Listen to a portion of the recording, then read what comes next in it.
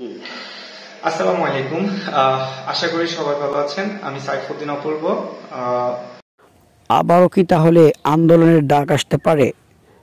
Viral Saifuddin অপূর্ব নতুন বক্তব্য দিলেন। আবার কি তাহলে আন্দোলনের ডাক আসতে পারে কিনা, বিস্তারিত ভিডিও জুড়ে দেখতে থাকুন। কিছু কিছু মানুষ বুঝতেছে না, উনি যাওয়ার পর দেশে কি হলো। 10,000-এর বেশি মানুষকে হত্যা করা হয়েছে ডক্টর ইউনূস ক্ষমতা নেওয়ার পর।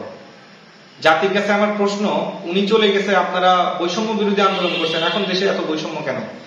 কিভাবে সমন্বয়করা মেধা ছাড়া এখন কোটার ভিত্তিতে তারা এখন মন্ত্রিত্ব পায়? কিভাবে? আমার জাতির কাছে প্রশ্ন, তারা এত মেধা মেধা করে আসছিল, তারা কিভাবে ইন্টারের স্টুডেন্টরা অটো পাসের আন্দোলন করছে, সেই আন্দোলনটা তারা কিভাবে মেনে নিল? তারা কোটা আন্দোলন করে এত কিছু করছে, এই অটো পাস তারা এতদিন মেধা মেধা করে আন্দোলন করে এসে এখন তারা অটো পাস কিভাবে মেনে নিল? জাতির কাছে আমার প্রশ্ন, তারা কিভাবে মেনে নিল? এরপর আজকে শেখ হাসিনা নেই, দেশবাসী কেমন আছে? লক্ষ লক্ষ বাড়ি ঘরে হামলা হয়ে লুটপাট হয়েছে, আগুন আগুন জ্বালায় দেয়, ঘর বাড়ি ধ্বংস করে দিচ্ছে। তাদের হিংসা এমন যে লুটপাট করে তারা ক্ষান্ত হয় না, তারা ওই বাড়িতে আগুন জ্বালায় দেয়, মানুষের দোকানপাট লুট করে তাকে সর্বোচ্চ নিঃস্ব করে দেয়।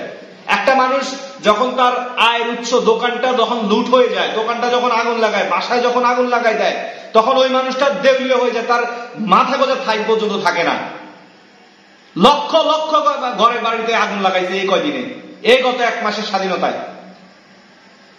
হাজার হাজার শিক্ষকদেরকে লাঞ্ছিত করা হচ্ছে, হাজার হাজার শিক্ষকদেরকে পদত্যাগ করতে বাধ্য করছে। কত শিক্ষকদের গায়ে হাত তুলছে এই স্টুডেন্টরা।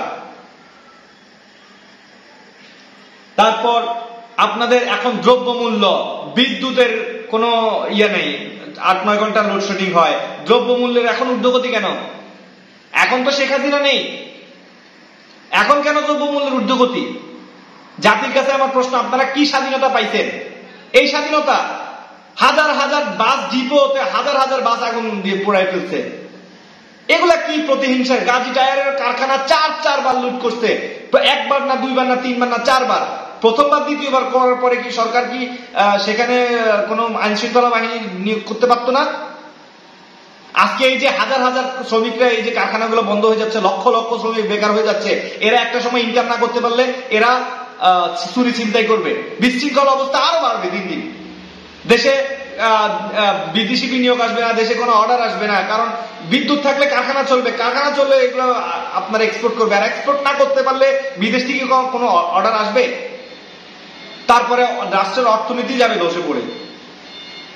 এই স্বাধীনতার জন্য আপনারা আন্দোলন করছেন, আপনারা এখন জায়গায় জায়গায় বৈষম্য করতেছেন। আপনাদের যে উপদেষ্টা এবং সচিবালয়কে আপনারা এখন নিজেদের লোকদেরকে, নিজেদের মনের নিজেদের আত্মীয় স্বজনদেরকে আপনারা এখন চাকরি দিচ্ছেন। এগুলা কোন মেধাতে, এগুলা কোন মেধাতে আপনারা চাকরি দিচ্ছেন? জাতির কাছে আমার প্রশ্ন, তারা এখন এগুলা কি করতেছে? দেশের এই বিশৃঙ্খলা বন্ধ করতে হলে শেখ হাসিনাকে আবার দেশে নিয়ে আসতে হবে, কারণ দেশ চালানো এত সহজ না। মানুষ হচ্ছে কিছু কিছু মানুষ হচ্ছে কুত্তার লেজের মতো, এদেরকে যতক্ষণ জেন্ডার বাড়ি দিয়ে সোজা রাখবে এরা ততক্ষণ সোজা থাকবে, এর বাইরে এদেরকে যদি স্বাধীনতা দেন এরা এই অবস্থায় করবে। এই হচ্ছে স্বাধীনতার নমুনা। বাংলাদেশের অর্থনীতি 12টা বাধা দিচ্ছেন আজকে, দেখে খুব কষ্ট হয় ডেলি এই সমস্ত নিউজগুলো দেখে। এদেশের মানুষ আমি জানি না ভবিষ্যতে কি অবস্থা অপেক্ষা করতেছে বাংলাদেশের জন্য, আল্লাহ ভালো জানে। শেখ হাসিনা যত তাড়াতাড়ি আসবে এই প্রবলেম সলভ করতে পারবে। হয়তো 2 বছর আমরা পিছাই গেছি বা 5 বছর পিছাই গেছি, কিন্তু শেখ হাসিনা না আসলে এই দেশ হবে লিবিয়া, সিরিয়া। এখনই যে সমস্ত স্টুডেন্টরা তোমরা ভুল করছো, তোমরা এতদিন ভুল বুঝে তোমাদেরকে সরকারের বিরুদ্ধে খেপিয়ে দিছে, শেখ হাসিনার বিরুদ্ধে তোমরা আন্দোলনে গেছো, এখন তোমরা বুঝতেছো যে ভুল করছো। আমরা জানি একটা বড় সংখ্যক স্টুডেন্ট এখন তারা অনুতপ্ত। মনে রাখবা, নেত্রী ফিরানো আন্দোলন খুব শীঘ্রই শুরু হবে। নেত্রী এখনো প্রধানমন্ত্রী আছে, তোমরা যারা যারা ভুল করছো তোমরা এই আন্দোলন সবাই সংগ্রামী ভাবে আন্দোলন করবা, ইনশাল্লাহ সবাই যোগ দিব। আবার আসবে শেখ হাসিনা। জয় বাংলা, জয় বঙ্গবন্ধু।